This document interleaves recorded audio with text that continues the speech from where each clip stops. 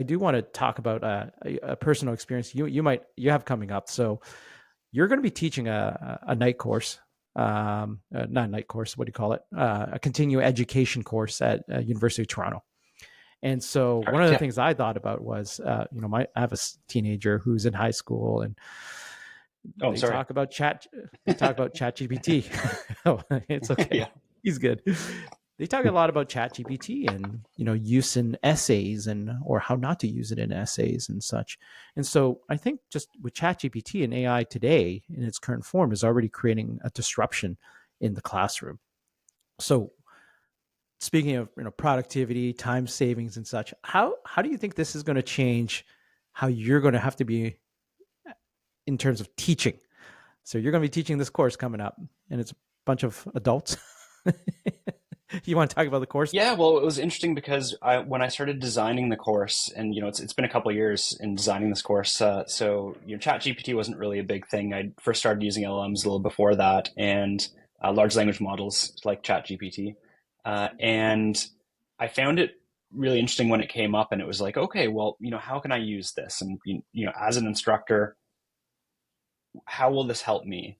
And I also thought, how will this help educators in general?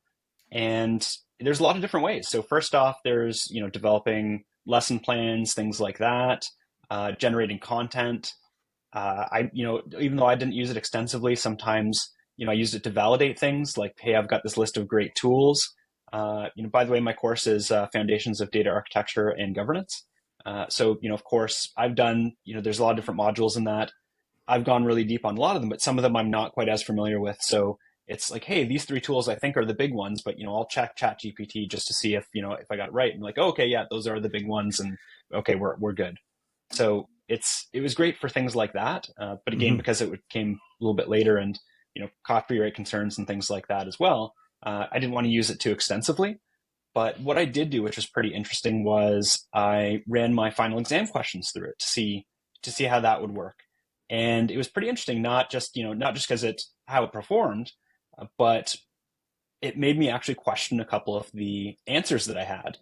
Mm-hmm. And because of multiple choice, it was like, oh, okay, I can see how if you interpret it in this way, because you can ask ChatGPT to explain how it came to that conclusion, because it came to that conclusion that way, the way I worded it would lead you to that. So, okay, that's either a trickier question. Maybe I change the wording, or maybe I leave it because it's a tricky question and, it is right that way in the way it is. So, there we go. That's a good question.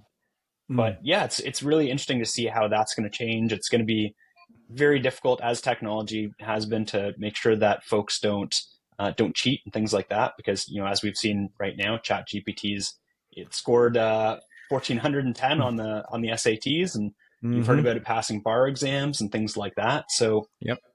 what I thought was interesting when developing the course at the beginning is they introduced me to something called Bloom's taxonomy, and basically the way taxonomy works for educators is that you've got these different levels, and the first level is like rote memorization. So you want a student of your that is learning from you to you know give a definition, or you know rote memorize, or give some memorization of some passage or something like that. Things that aren't requiring very deep thinking, but just Mm-hmm. rote memorization. Yep.